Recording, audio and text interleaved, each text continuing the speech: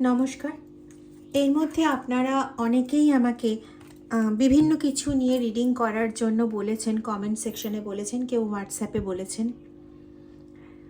তো আমি যখন ইনটিউশন জানার জন্য তাদের শরণাপন্ন হই, তখন সেভাবে ডিরেক্ট ওটা কখনো পেয়ে উঠিনি, যার জন্য এতদিন আমি এইভাবে রিডিং করতে পারিনি। হ্যাঁ, তবে রিডিংয়ের মাধ্যমে হয়তো আপনাদের অনেক প্রশ্নের উত্তর আপনারা পেয়ে গেছেন, কিন্তু ডিরেক্ট ওই লাইনটা দিয়ে ভিডিও আমার পক্ষে করা সম্ভব হয়ে ওঠেনি। এজন্য আমায় ক্ষমা করবেন, কারণ আমি নিজের মতন করে ভিডিও করতে পারি না। চেষ্টা করতে যাই, কিন্তু নিজের মতন করে বলা সম্ভব হয়ে ওঠে না। যাই হোক, এবার চলে আসি মূল প্রসঙ্গে। একজন দিদি আমাকে হোয়াটসঅ্যাপে বলেছিলেন যে, ও বলেছিল আমার থেকে বয়সে ছোট, তো শিব ভক্ত। তিনি আমাকে বলেছিলেন যে টুইন ফ্লেম নিয়ে রিডিং করার জন্য। আজকে যখন আমি এই 14 ফেব্রুয়ারি এই দিনের জন্য আমি চাইতে গেলাম ইনটিউশন বা সাবজেক্ট, তখন মহাদেবের দিক থেকে ওই দিদির বলা টুইন ফ্লেম, আর হঠাৎ করেই ক্যালেন্ডারে দেখলাম 14 ফেব্রুয়ারি। তো এরপরে বুঝতে পারলাম যে ওইটারই ইঙ্গিত দেওয়া হচ্ছে। তারপরে বসে যেটা পেলাম সেটা দেখলাম যে শুধুমাত্র ওই দিদির কথা অনুযায়ী নয়, বেশ কিছু মানুষের ক্ষেত্রে পার্টনারের কিছু একটা ট্রান্সফরমেশন আসছে। তো ভাবলাম তাহলে আজকে এটাই হোক। তো দেখবো আপনাদের পার্টনারের কারেন্ট ফিলিংস, তারা কীরকম রয়েছেন বা তারা কি ভাবছেন, এটা নিয়ে আজকের রিডিংটা। চলুন চলে যাব রিডিংয়ে।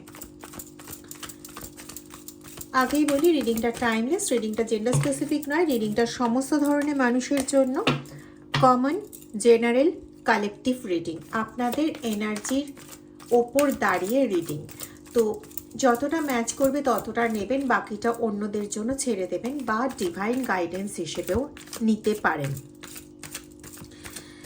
সবার সঙ্গে সব কটা কন্ডিশন কিন্তু ম্যাচ নাও করতে পারে, তাই বুঝে নেবেন কোনটা আপনার, কোনটা অন্য কারোর জন্য। কেমন?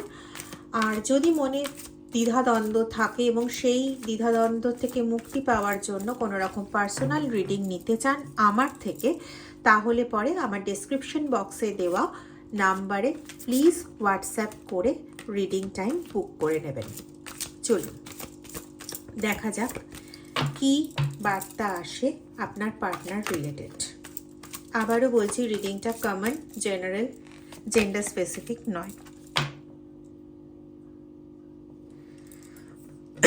আমি যদি চাইও না যে নিজের মতন করে কিছু বলবো টুইন ফ্লেম এনার্জি নিয়ে, যদি মহাদেব সুযোগ না করে দেন, আমি কি করে বলবো বলুন তো? কার যা বেরোবে আমাকে তাই বলতে হবে। আপনাদের সামনেই শাফেল করলাম, এখানে তো আমি নিজের থেকে কি বলবো। দেখুন, এখানে টাওয়ার মোমেন্ট এসছে। আজকে 14 ফেব্রুয়ারি, এগুলো এই জন্য আমি দিন বেসিসে খুব একটা করি না। এক্সপেরিয়েন্সিং, রিবার্থ, ওকে, না ভালো এসছে এবার। Thank you Mahadev, thank you very much. Mind, okay, great, ওম নমঃ শিবায়। চেঞ্জ, বলছিলাম না আপনার পার্টনারের মধ্যে কিছু একটা চেঞ্জ বোঝা যাচ্ছে। চলুন দেখুন, সিচুয়েশন যেটা ছিল বা যেটা এখনও আপনারা কিছুটা ফেস করছেন, সেটা হচ্ছে একবার নয় বারবার এক্সপিরিয়েন্স করেছেন এই একই জিনিস, যে প্রচণ্ডভাবে না টাওয়ার মোমেন্ট, মানে আপনি আপনার পার্টনার, আপনার লাভার, আপনার সম মানসিকতার সেই পার্সেনটাকে নিজের মতন করে গড়ে নিতে, নিজের মতন করে বুঝতে, নিজের মতন করে নিজের কাছের করে পেতে। প্লিজ কিছু মনে করবেন না, আমি এইভাবে বলছি বলে, যেটা আসছে আমি সেটাই বলছি। কিন্তু সেখানে বারবার এরকম হয়েছে যে কোনো না কোনোভাবে আপনারা ছিটকে গেছেন মনের থেকে বা অনেকের ক্ষেত্রে এরকমও আছে এক জায়গায় থাকাটাও আপনাদের পক্ষে সম্ভব হয়ে ওঠেনি, সেখানে ভালো মানে ভালোবাসার জায়গাটার থেকে বেশি হয়ে উঠেছে এটা যে কষ্ট দেওয়া, যন্ত্রণা দেওয়া, কষ্ট পাওয়া, যন্ত্রণা পাওয়া, অপরাধ বোধে ভোগা, এইগুলো। এবং সেখান থেকে মন প্রচণ্ডভাবে বিচলিত হওয়া, প্রচণ্ড ডিপ্রেসড কন্ডিশনে চলে যাওয়া এবং সেখান থেকে রোগ ব্যাধি ইত্যাদিতে আক্রান্ত হওয়া। তার মধ্যে ডিপ্রেশন প্রধান, মাথা যন্ত্রণা ইত্যাদি ইত্যাদি। তো এখান থেকে এই যে পরিস্থিতিটা ছিল, এই পরিস্থিতিটা থেকে পরিবর্তন হতে চলেছে। আমি আবারও বলছি, এই পরিস্থিতি সবার ক্ষেত্রে এক রকম গভীরতায় কিন্তু হবে না। এখানে টাওয়ার মোমেন্ট এসছে, থান্ডারবোল্টের এনার্জি এসছে। তো কেউ একবার, কেন একরকম হবে না বলছি, কেউ একবার বিদ্যুৎ স্পৃষ্ট হলে সে যতটা আহত হয় বা তার বডিতে যতটা এফেক্ট হয়, কেউ যদি বারবার বিদ্যুৎ পৃষ্ঠ হয় তার এফেক্ট কিন্তু ওই অনুযায়ী আলাদা হতে থাকে, যে কতবার সে খারাপটা পেয়েছে, কতবার সে বিদ্যুৎ পৃষ্ঠ হয়েছে। এবং এখানে তার সঙ্গে এক্সপেরিয়েন্সিংটা ছিল, কোথায় গেল, এটা ছিল। তো যে যতবার এক্সপেরিয়েন্স করেছেন, যে কষ্টটা, যন্ত্রণাটা, দুঃখটা যতবার এক্সপিরিয়েন্স করেছেন, তত বেশি কিন্তু তার মন ভেঙেছে, তত বেশি সে কষ্ট পেয়েছে।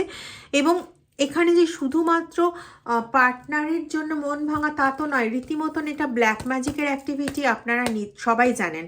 তো এখানে ব্ল্যাক ম্যাজিক, এখানে বশীকরণ, এই বিদ্যাগুলোর মাধ্যমে এখানে পুরো পার্টনারকে ঘুরিয়ে রাখা হয়েছে। কিন্তু আমি আগেও বলেছি, বশীকরণ যাদের ক্ষেত্রে শুধু বশীকরণ করা, বশীকরণ একটা নির্দিষ্ট সময় পর্যন্তই কাজ করে, তারপরে যদি সেটাকে আবার করা না হয় তাহলে পরে সেই এফেক্টটা কিন্তু গায়েব হয়ে যায়। এবং অনেকের ক্ষেত্রে না এই এফেক্টটা গায়েব হয়েছে, এবং গায়েব হয়েছে বলে আপনার সম্পর্কের ক্ষেত্রে পুনর্জন্ম সম্ভবপর হয়েছে। কেন বলুন তো? কারণ হচ্ছে আপনার যে জার্নিটা সেটা কিন্তু নর্মাল আর 5টা জার্নি নয়। আপনার জার্নিটা twin flame journey. Twin flame journey কীরকম বলুন তো? মানে অনেকেই জানেন টুইন ফ্লেম জার্নি বলতে কি বোঝায়, তবুও টুইন ফ্লেম জার্নি বলতে আমরা যদি আমাদের হিন্দু শাস্ত্র অনুযায়ী দেখি, তাহলে অর্ধনারীশ্বর যেটাকে বোঝাই, হ্যাঁ, সেটা কিন্তু টুইন ফ্লেম জার্নির মধ্যে পড়ে। বা আমরা যেটাকে এরকম বলি না যে মানে দুজন মিলে একটা সম্পূর্ণ, দুজন মিলে একটা সম্পূর্ণতা প্রাপ্ত হওয়া।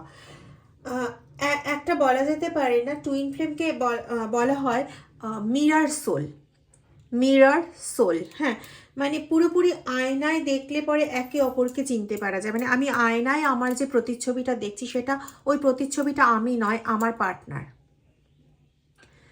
কিছু বলার আগেই সে ধরে ফেলবে, ও কিছু বলার আগে, পার্টনার কিছু বলার আগে আমি ধরে ফেলবো, বা সে হয়তো বলতে পারছে না, আমার মনে সেই কথাটা উঠবে।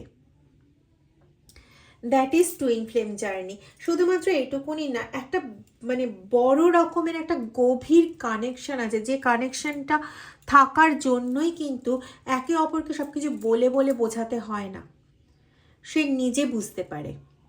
যেমন ঈশ্বরকে আমরা গলা ফাটিয়ে চেঁচিয়ে বলি না কেন, ঈশ্বর কিন্তু শুনতে পাবে আমার ভেতরে ভাইব্রেশন, আপনার ভেতরে ভাইব্রেশন। সেই ভাইব্রেশন যতটা ডিপ হবে সেই অনুযায়ী কিন্তু আপনি কানেক্ট করবেন পরমাত্মার সঙ্গে। অনেকের ক্ষেত্রে কিন্তু টুইন ফ্লেম পরমাত্মাও হয়, বা পরমাত্মার একটা অংশ বিশেষ হয়। এটা এরকম কিন্তু নয়, আপনারা সার্চ করেও দেখতে পারেন, এরকম কিন্তু নয় যে শুধুমাত্র তাকে মানুষ রূপেই থাকতে হবে। দুটো এমন এন্টিটি হবে যে এন্টিটিগুলো একে অপরেরটা না বলেই বুঝবে, একে অপরে মিলে পূর্ণতা প্রাপ্ত হবে। তো সেখানে আপনার চারপাশে কেউ নেই, আপনি কারোর সঙ্গে বাস করেন না, সেখানেও কিন্তু আপনার টুইন ফ্লেম থাকতে পারে, এবং সে কিন্তু গড। আপনারা যারা, আমি বারবার বলছি, আজকের এনার্জিটা সবার জন্য কমন নয়। যারা নিজেরা স্পিরিচুয়ালি রয়েছেন কানেক্টেড, তারা বুঝতে পারছেন টুইন ফ্লেম বলতে আপনাদের অনেকের ক্ষেত্রে কিন্তু ঈশ্বরও বটে, ঈশ্বরের একটা অংশ বিশেষও বটে। এটা আপনারা নিজেরা বুঝতে পারছেন। চলে আসি পার্টনারের ফিলিংসের ক্ষেত্রে। তো এই দিক থেকে কিন্তু আপনাদের জীবনে অ্যাবান্ডেন্স আসতে চলেছে। ভালো কিন্তু আপনার জীবনে একদম দরজা নক করছে। এবং তার সঙ্গে সঙ্গে এই যে পরিবর্তনটা আপনার জীবনে আসছে, এই পরিবর্তনটা কিন্তু আপনার ইচ্ছেতেই, জানেন তো, আপনার এতদিনের চাহিদার ফল। অনেকে অনেক কিছু করে নিয়েছে, অনেক কিছু বলেছে, ভেবেছে, বিভিন্ন কিছু চ্যালেঞ্জ ছুড়ে দিয়েছে আর কি।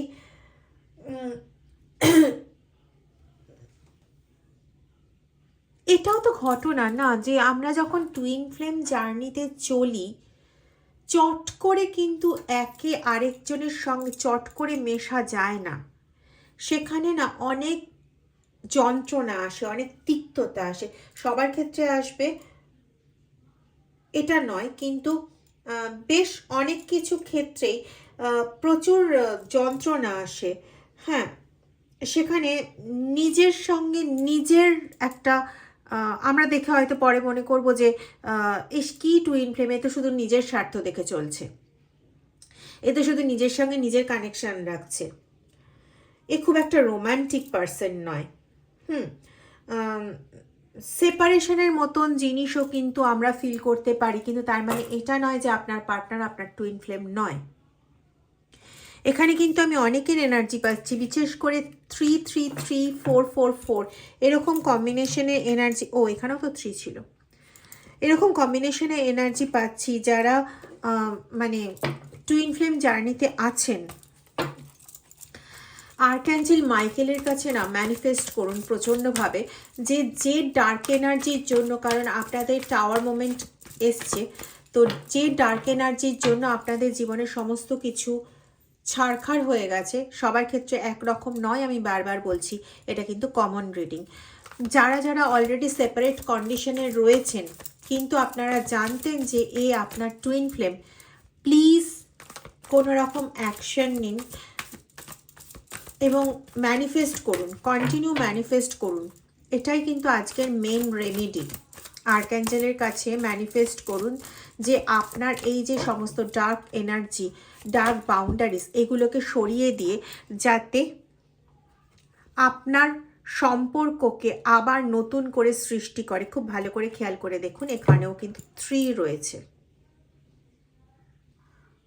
3 আমি বলেছিলাম 3-3-3 অথবা 4-4-4 হতে পারে, 3-4-এর কম্বিনেশনও দেখতে পারেন।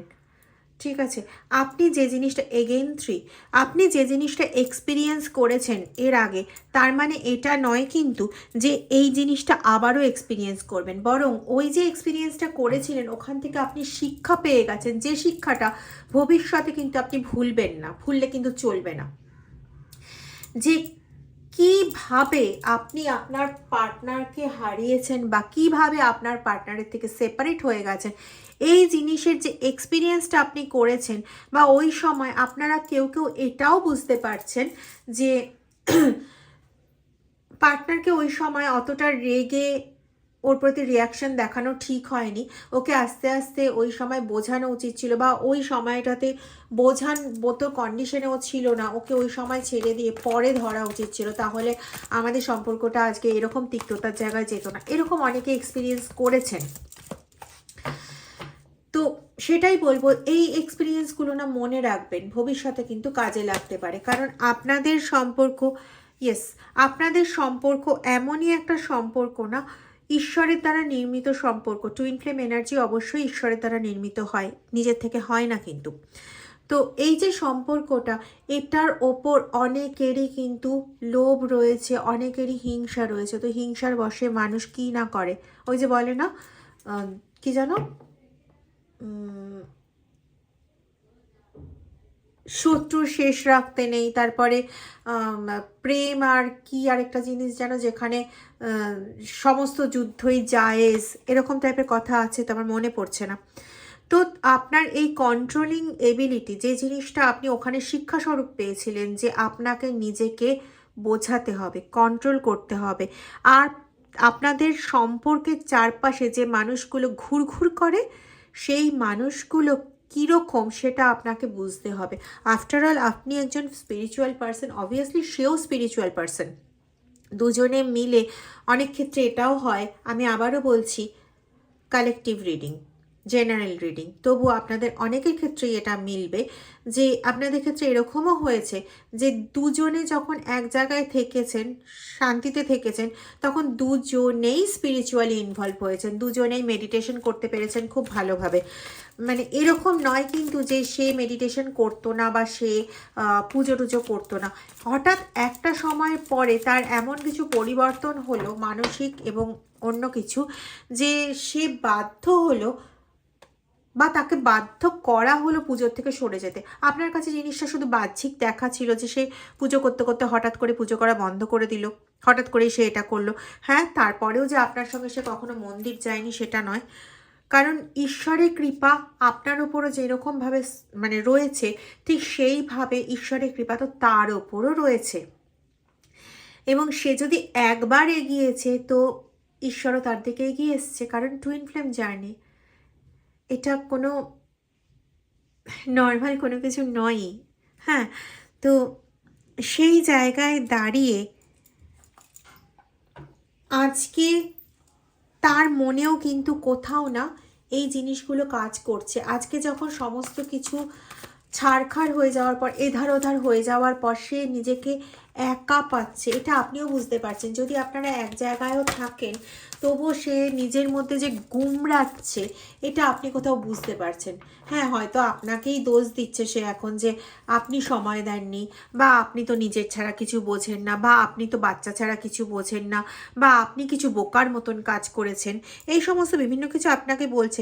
কিন্তু এগুলো কেন বলবে একটু ভেবে দেখুন তো।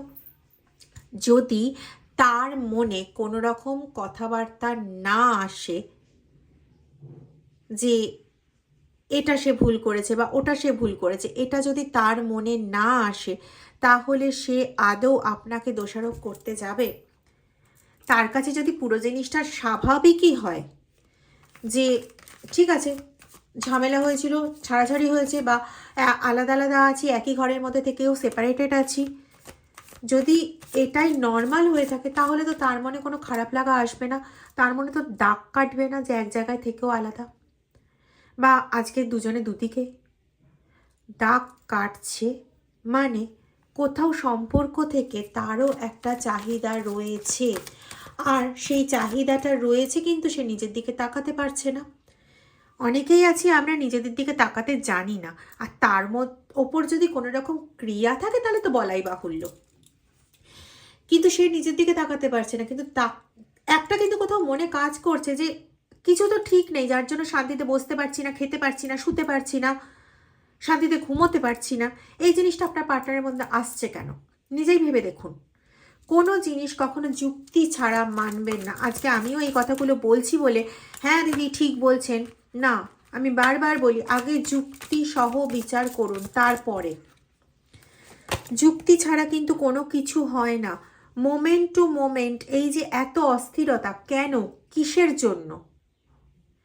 মোমেন্ট টু মোমেন্ট যে পেন সে পাচ্ছে, যে কষ্ট সে পাচ্ছে, যে কষ্ট আপনি পাচ্ছেন, কেন? আপনারও যেমন সম্পর্কটাকে আবার ফিরিয়ে নেওয়ার একটা চাহিদা আছে, ওনারও আছে। না থাকলে পরে উনি তো তাকাতেনই না, ওনার মন খারাপই হতো না, খারাপ লাগতো না। ব্যাপারটা ওরকম নয়। আপনি হয়তো ভাবছেন ওর দিক থেকে কোনো রকম কিছু নেই, কই আজ পর্যন্ত কোনো কথা বললো না। বলেছে, মনে মনে বলেছে, মনে মনে ওই যে অভিযোগগুলো করেছে। কেন অভিযোগ কেন আসে একটু ভেবে দেখুন তো। আপনার কি রাস্তার বাইরের লোকগুলোর ওপর অভিযোগ আসবে? জানলা দিয়ে যাদেরকে এদিক ওদিক যেতে আসতে দেখছেন, দেখুন উত্তর আমি না, কার্ডই দিয়ে দিচ্ছে। তার মানসিক অবস্থায় গন্ডগোল হচ্ছে, 9 নম্বর কার্ড এসছে। 9 কি মঙ্গল, মঙ্গল থেকে মানসিক অবস্থাও তো বোঝায় নাকি? তার মনের মধ্যে দাউ দাউ করে আগুন জ্বলছে, কষ্ট হচ্ছে, কিন্তু কি করে ঠিক করবে তার উপায় জানা নেই। তো সেই কষ্ট রাগ হয়ে আপনার ওপরই প্রকাশ পাচ্ছে। এই মুহূর্তে আমি আপনাকে একটাই কথা বলবো, পেশেন্স। এই মুহূর্তে এই মুহূর্তে পেশেন্স দেখান। সম্পর্কটাকে হিল করার, পুনরুদ্ধার করার প্রয়োজন এই মোমেন্টেই। সম্ভব হলে কারোর সঙ্গে কানেক্ট করুন, সম্ভব না হলে মাইকেলের কাছে জানান, আপনার ঈশ্বরের কাছে জানান, শিবলিঙ্গে জল ঢালুন, নিজেদের সম্পর্ক পুনরুদ্ধারের কথা বলে অনেক ভালো ফল পাবেন। টুইন ফ্লেম সম্পর্ক না এতটাও না সহজপাচ্য নয় আর চারপাশের মানুষের কাছে। ওদের হজম হবে না, ওরা বমি করবে, করেওছে। ওদের হজম হতে হবে না, গুরুত্ব ওদেরকে দেবেন না, বরং ওদের থেকে অ্যালার্ট হন, নিজের সম্পর্ককে গুরুত্ব দিন। নিজের পার্টনার কি বলল না ভেবে কেন বলল সেটা ভাবুন। কমপ্লিটলি এক্সস্টেড কন্ডিশনে রয়েছে, এগেন 9। সে কিছু ভাবতে পারছে না, সে কিছু বুঝতে পারছে না, সে ভালো নেই, ভালো নেই। আপনার তাকে খুব প্রয়োজন, তাকে আপনার খুব প্রয়োজন এবং তার আপনাকে খুব প্রয়োজন। আপনারা দুজন দুজনকে ছাড়া কখনোই ভালো থাকতে পারবেন না, পারছেনও না, ভবিষ্যতেও পারবেন না। তাই তার প্রয়োজন এখন আপনাকে। আপনি তাকে সঙ্গ দিন। কি হয়েছে না হয়েছে, কি বলেছে না বলেছে ভাবার সময় পরে আছে বন্ধু, পরে ভেবে নিও। এখন তাকে ভাবো, তাকে দেখো, তার কি দরকার সেটা দেখো, নিজেকে কমপ্লিটলি উজাড় করে দাও তার জন্য। তারপরে দেখো তোমার টুইন ফ্লেমের সঙ্গে তুমি হও কিনা। কেমন? ভালো থাকো, খুব খুব ভালো থাকো, তোমাদের সম্পর্ক খুব ভালো হোক, খুব।